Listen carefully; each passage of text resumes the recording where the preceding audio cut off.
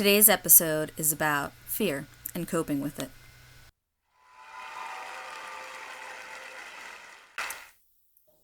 You're tall. You're big. You fit the profile. That's not how I would describe myself. But those were the words of a young man by the name of Lamar. I met a Gallery Place metro station, fully dressed in police regalia. I stopped, looked at him, and I smiled. He sort of stared at me as if he was anticipating me to say something. Then he said, "Yeah, your parents probably had money, and you went to good school, and that's why probably you became a police officer." Well, Lamar was right. I'm tall, I'm big, and I represent the symbol of power. But what Lamar didn't know that day was the story behind how I became a police officer. My story began in Liberia. When I was 5 years old, my parents were separated. My mother moved into a small house, we lived in a swamp, and it would flood every time it rained. I remember one night as I lied down, my mom made each and every one of us put our head on her chest. That night I couldn't sleep. I heard her cry the entire night.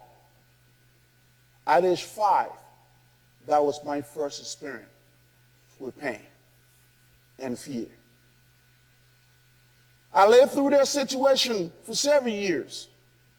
By the time I was age 10, I would have nightmares about going to school, and I wouldn't sleep the entire night. Not because I hated education, but because the kids would laugh at me at school and make jokes about me, all because I wore the same clothes almost every day. It was a painful experience going to school every day. But by the time I got to age 13, I hated people. And it became worse because by that time there was a civil war in Liberia.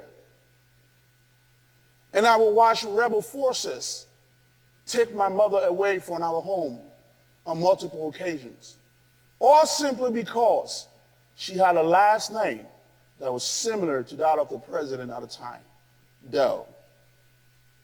And all we did was sit around and cry.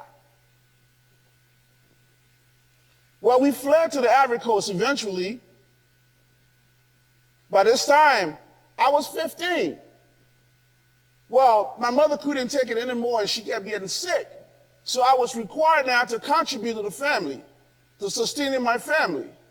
So I got a job working in a swamp, planting rice. After working one day, I felt itching sensation on my leg. I lifted up my pants and there were leeches stuck to my leg. A gentleman walked in and grabbed a plier and began to pull them out. And as he did, my skin came off. I was bleeding. I was afraid. But I wasn't afraid of the fact that I was bleeding. What I was afraid of, what I knew that I had to wake up the next day and go right back into the same swamp because there was no alternative. I lived through that situation for 7 years. I eventually resettled in America with my father as a refugee. Through the process of transition, I became homeless. Our experiences are all part of the puzzle that create a bigger picture for our greater calling. But Lamar was crying. There was tears in his eyes. Well, my life changed, and it changed for better, and I wanted Lamar to know that. So I explained to him how my life changed.